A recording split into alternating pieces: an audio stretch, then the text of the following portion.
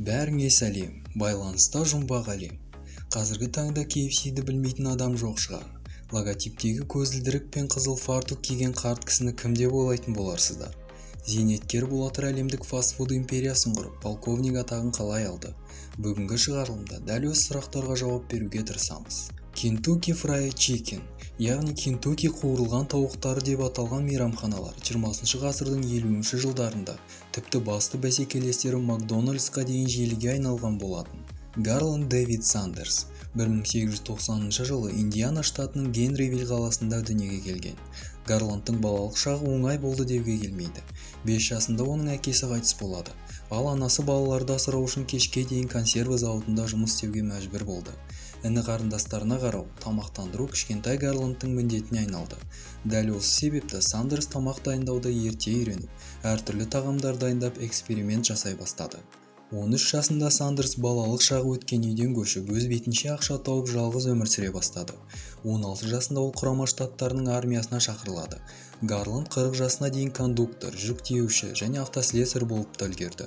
Ол кезде Сандерстің жеке үйі болмаған еді. Осылайша 1930 жылы ол барлық ақшасын жинап Shell компаниясының жанармай құю бекетін сатып алады. Ал бекеттегі кішкентай қоймаға бір стөл мен 2-3 орындық қойып, асханаға айналдырады. Мәзірі қарапайым стейк, ветчина және сусындардан тұрды. 34 жылы Гарланд жолдың қарама-қарсы жағындағы екінші жанармай бекетін сатып алады. Бұл жолы ол жерге 6 стөлдік асхана жасады. Осыдан кейін ол алғаш рет мәзірге өз рецепті бойынша дайындалған қуырылған тауықты қосты. Мекеме танымалдылыққа ие болып, келушілер арнайы тауық етін жеуге келе бастады. Бірақ тауықты табада қуыру жарты сағаттан астам уақыт алған болатын, ал бұл келушілер үшін тым ұзақ болды. Сандерс тағамның дәмін жоғалтпай, пісіру уақытын қысқарту жолдарын іздей бастады. 1939 жылы Американың ас үйлік инновациясы көкөністерге арналған электр пештері пайда болды. Сандерс бұл электр құралын тауық қуыруға арнап, пісіру уақытын 1-2 есеге азайтты. 40 жыл ол тауық дайындау технологиясын жетілдіріп, 11 түрлі дәмдеуіштердің түпнұсқалық рецептін жасады. Бірақ та ингредиенттер тізімі құпияда сақталды. Кейінірек ол жол бойындағы мотельді сатып алады, ал бұл клиенттер ағын одан әрі арттырып, бизнесті кеңейтуге мүмкіндік берді. 1950 жылы Сандерс Кентуккиде танымал тұлғаға айналып, Кентукки полковник атағы беріледі. Бұл жаңа имидж қалыптасуына да себепші болды. Ол испаньолька өсіріп, ақ костюмдер мен бола галстуктарын таға бастайды. Дәл сол кезде KFC брендінің атақты суреті пайда болды. Кафе мәзірмен иесінің атағының артуына байланысты өте танымал болды. Бірақ негізгі келушілер автокөлік жүргізушілері болған еді.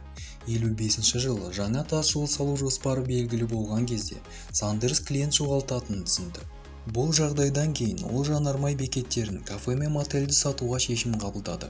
Сандерс франчайзинг құру туралы ойлана бастайды. Келісім бойынша франчайзерлер оның рецепті бойынша дайындалып сатылған әрбір тауық үшін 5 цент төлеуге міндетті болды. Алғашқы келісім 1952 жылы Юта штатындағы Пит Хармонмен жасалды. Шарт бойынша ол сауда маркасын және компания иесінің имиджін пайдалана алды. Пит Хармонның мекемелеріндегі кірістер 3 есеге өсті. Өсімнің 75% Сандерс тауығы есебінен болды. Біз білетін атақты логотипті Пит Хармонның тапсырысы бойынша суретші Дон Андерсон жасаған болатын. Ал 57 жылы ол тауық еті, тоқаштар мен тұздықты қамтитын $3,5 шелектегі түскі ас концептін ойлап табады. 1960 жылы Kentucky Fried Chicken желісі бүкіл елге таралып, 200-ге жуық желі ашылады. Ал 63 жылы олардың саны 600-ге жетті. 50 жылдардың ең табысты франчайзері Дэйв Томас болды. Ол кафенің жанын алғаш рет айналмалы шелек тақтайшасын орнатты. Дэйв Томастың мейрамханалар мәзіріне Сандерс тауығы қосылғаннан кейін, алғашқы күннен бастап клиенттер тамақтану үшін үлкен кезекке тұрған болатын. 1964 жылы 74 жасқа толған Гарланд Сандерс Құрама Штаттарында 600 мейрамханасы бар компанияны Джон Браун мен Джек Масси бастаған инвесторлар тобына $2 миллион сатады. Франчайзерлер мәзірден қосымша тағамдарды алып тастап, тек түпнұсқалық өнімдерді қалдырды. Сондай-ақ мейрамханаларда ақ пен қызыл жолақтарды қолданып, дизайнын өзгертті. 76 жылы полковник Сандерс әлемдегі ең танымал жарнамалық кейіпкер ретінде танылды. Гарланд Сандерс 1980 жылы 90 жасында қайтыс болды. Бұдан кейін атақты мейрамхана иелері бірнеше рет ауысты. Қазіргі таңда KFC-дің иесі қоғамдық тамақтану саласындағы алып компания Yum Brands болып табылады. Кентукки қуырылған тауықтарының әлемдік нарыққа шығуы 1965 жылы басталды. Алғашқы шетелдік мейрамхана Англияда Фишер-Гейт қаласында пайда болды. 80-ші жылдары Kentucky Fried Chicken Жапония мен Австралия нарықтарына шығып, кейіннен батыстық компаниялардан алғашқы болып Қытайда мейрамхана ашады. 91 жылы сауда маркасының атауы KFC болып қысқартылды. 1993 жылға қарай KFC желісі 9,5 мың мейрамхананы қамтыды.